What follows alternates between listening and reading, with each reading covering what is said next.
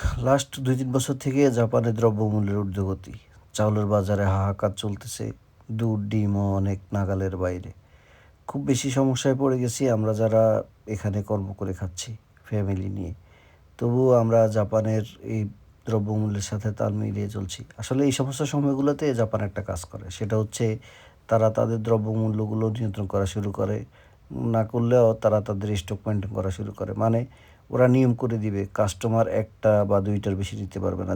যেমন আপনার হচ্ছে এই মার্কেটে আপনি ২ টোর বেশি দুধ কিনতে পারবেন না। ২ টোর বেশি ডিম কিনতে পারবেন না। মানে আপনি চাইলেও ২ প্যাকেটের বেশি কোনোভাবেই সম্ভব না।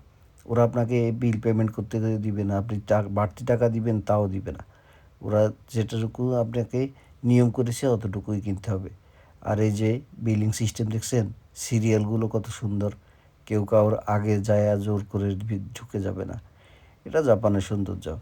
কিন্তু মজার বিষয় হচ্ছে আমরা বাঙালিরা এগুলো মানতে একটু কষ্ট হয়। কারণ আমরা অন্যান্য মার্কেট থেকে সদাই করতে হয়, এক মার্কেটে বারবার আসা পসিবল হয় না।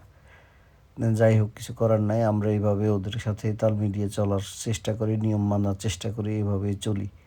পাশাপাশি এখন বিল দিয়ে আর এই বৃদ্ধ মহিলাকে দেখছেন আমার সামনে বিল দিচ্ছে। হ্যাঁ, এই বৃদ্ধ মহিলা কোনো এক সময় যৌবনে হয়তোবা পরিবার ছিল, সংসার ছিল, কর্ম করে কাটিয়েছে।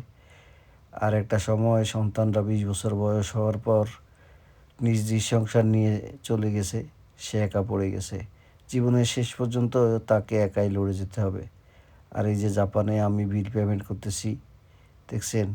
নগদ টাকা কিংবা কার্ড কিছুই লাগে না।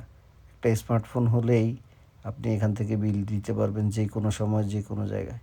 এজন্য আপনাকে পেরেশানি নিতে হবে না। এটাই জাপান, এটাই জাপানের সৌন্দর্য।